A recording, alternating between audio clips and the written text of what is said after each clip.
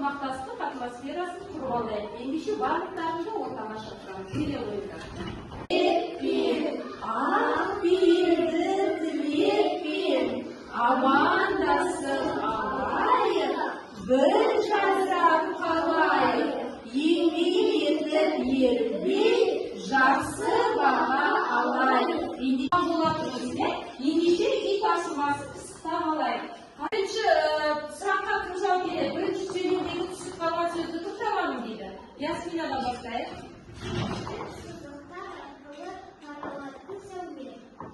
Қалай ойлайсың? Қандай сөз түсіп қалды бізде? Мен жарық деген сөз түсіп қалды деген деп ойлайсың. Өте жақсы. Ал енді толық оқып берші бізге. жарықты кісі заттар арқылы таралады. Жақсы. Оқи ғой. Жарық сәулелері заттар арқылы жақсы өтеді. Жарық сәулелері қандай заттар арқылы?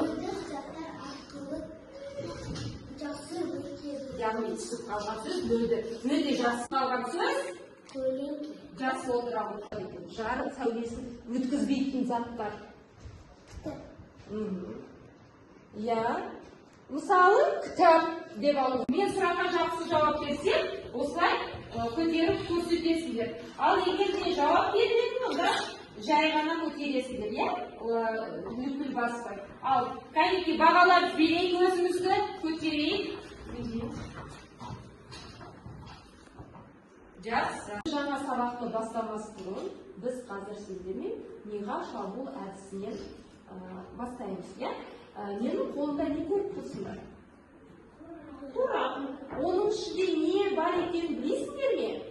Жоқ. Ендеше балалар, бұл жердегі заттарды танып білу үшін қазір мен бұл заттардың дыбыстарын шығарамын. Сол дыбыстар арқылы анықтайтын боласыңдар. Сол дыбыс көздерін шығаратын заттарды айтатын боласыңдар. Жақсы. Ақнұр айта ғой. Сағат екен. Жақсы, жарайсыздар. Келесі дыбысты Әлімжан. Бұл судың дыбысы. Бөтелкеге құйылған судың дыбысы. Жақсы, заттарды үшіре қоя берейік. Так, келесі. Алина бар. Сылдырмақ. Жақсы, міне сылдырмақтың дауысы. Келесі зат.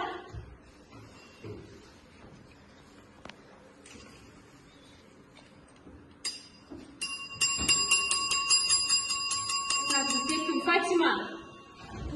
Қоңыраудың дыбысы. Ендеше бұл қоңыраудың дыбыстарын мен екі топқа да беріп қойдым. Қалай таптыңдар бұл заттардың атауын? Дыбыс арқылы.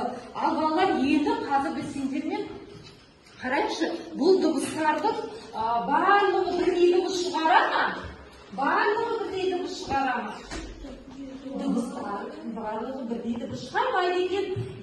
Сондықтан да кейбір дыбыстар балалар қатты шығады, ал кейбір дыбыстар бәсең шығады екен.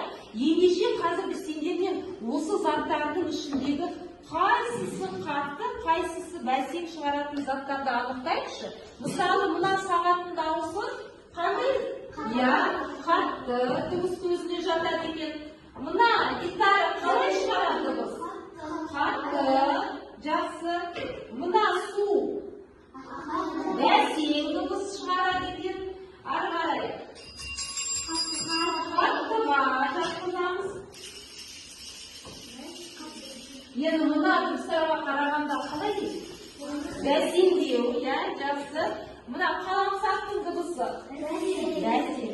Сондықтан да балалар, біз сендермен дыбыстарды екі топқа бөлдік. Қатты дыбыс шығарады және бәсең шығарады. Балалар, біз судың ішіне монета тастаған кезде не байқадық судың бетінде? Толқындар. Ал олар қалай пайда болды деп ойлайсыңдар, толқындар? Тиынның суға бір күш түсті, одан кейін судан толқындар пайда болды. Толқындар қалай жайылды балалар? жан-жаққа бірдей жайылды. Сол сияқты балалар, дыбыс және мынандай біз және айттық қой, дыбысқа туралы, дыбыс көздерді.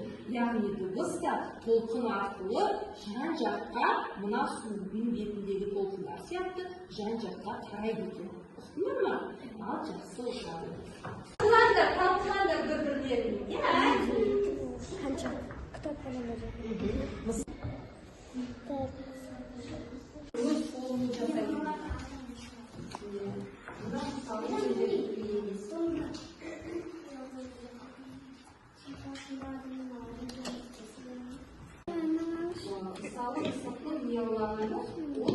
Қазір біз сендермен жұрттың жұмыс жасаймыз, зерттей айдары бізде. Қазір біз сендермен кішігірім зерттеу жүргіземіз. Ендеше бірінші жұртты ортаға шақырайын, келе қойыңдар. Ал сендерге зерттеу жұмысы үшін не керек? Жіп және де 2 стақан. Сендерге мынандай тапсырма. Кәне, созып тұрайық. Жібіміз қай жерге дейін. Ясмина, сен стақаныңды құлағыңа апарып қоясың. Ал сен Ясминаға бір сөз айтасың. Ясмина апарып қалады. Не дейді Фатима саған? Ясмина қабыл қалайды. Яғни, бұл жерде, бұл зерттеу арқылы біз не айтқымыз келіп тұр? Фатима кімге, Ясминаға бір сөз айтты, ол оны ести алды. Яғни, бізде балалар дыбыс көздері не арқылы таралады екен? Қатты заттар арқылы таралады екен. Өйткені стақан бізде қандай зат? Сұйық зат па, әлде қатты зат па? Қатты. Жіп қандай зат?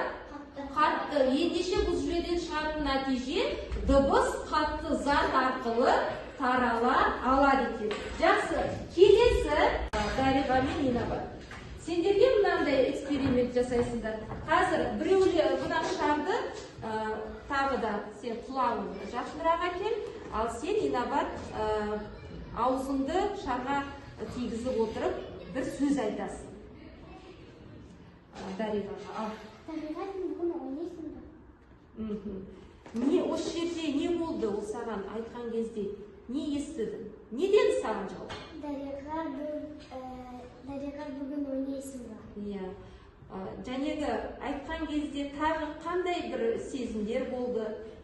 Не сезімдің тағы да? Шар қозғалды. Шар құлағыңа әкелген кезде не істеді? Қозғалды, иә?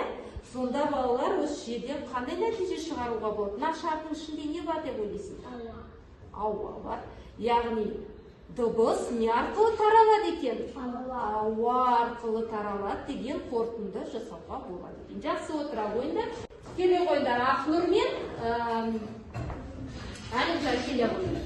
Бұл шардың ішінде су бар. Бұл шардың ішінде су бар. Кәнекей, бұлай тұрайық балаларға көрініп. Бұл да сондай эксперимент, бұл да сондай тәжірибе. Кәнекей, ал бір сөз айта ғой. Біреулерің айтасыңдар, біреулерің естисіңдер. Қайсыларың айтасыңдар? Ал айта ғой. Ақнұр, сен не істеп жатырсың? Ақнұр, не істеп жатырсың дейді.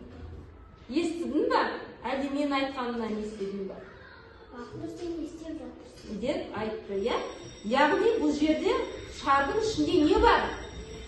Су бар. Тек қана ауа арқылы, қатты зат арқылы тарала ма дыбыс көздері? Жоқ, тағы не арқылы таралады екен? Су арқылы.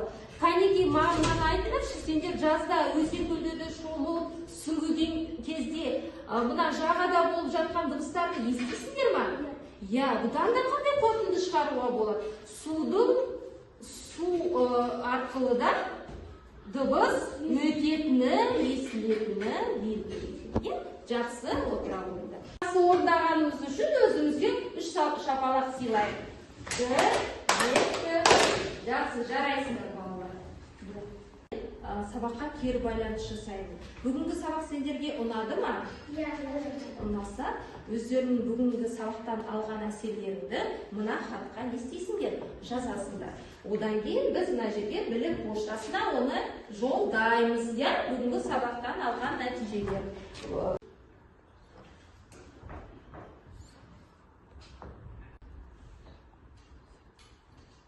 Мхм.